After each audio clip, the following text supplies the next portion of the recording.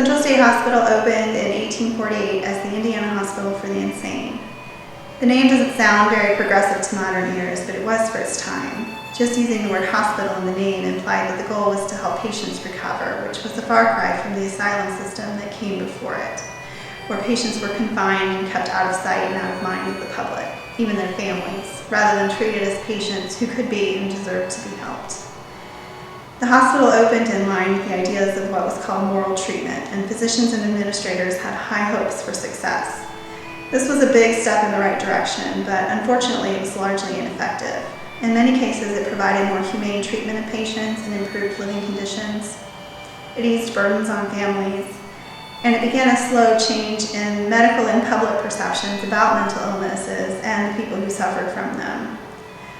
But with a grossly deficient understanding of the nature of these diseases and no effective arsenal of therapies, doctors just couldn't do much, regardless of their good intentions. Many of the staff, including doctors, nurses, and attendants, were poorly paid, poorly trained, and poorly equipped for such high-stress situations, and almost from the beginning there were serious allegations of abuse and neglect, as well as mismanagement and misuse of funds.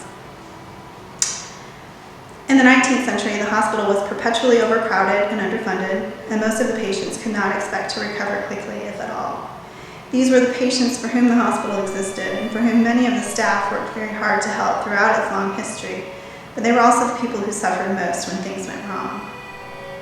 In recent years, the Indiana Medical History Museum has worked hard to expand our focus beyond the science and technology, beyond the doctors and administrators who worked here, and beyond the architecture of this amazing 19th century laboratory facility to focus more on the patients themselves and their experiences here.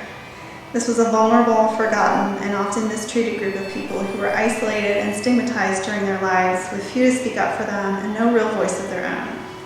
We can't go back and change what they suffered, but we can change the way they're remembered today.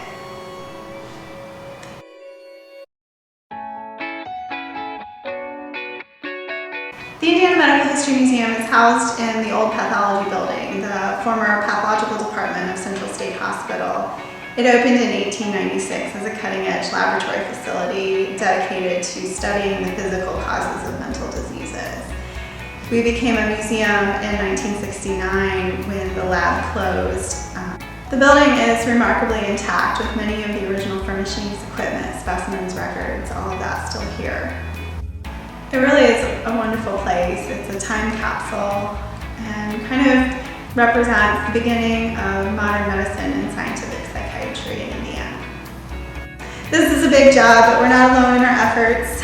Together with our partners at the Indianapolis Metropolitan Police Department, Mounted Horse Patrol, the Caroline Scott Harrison chapter of the Daughters of the American Revolution, and Ball State University's Applied Anthropology Laboratories, we will identify and mark each burial and create a beautiful and welcoming space for the community to reflect on and celebrate the lives of these patients and all people who are affected by mental health issues today.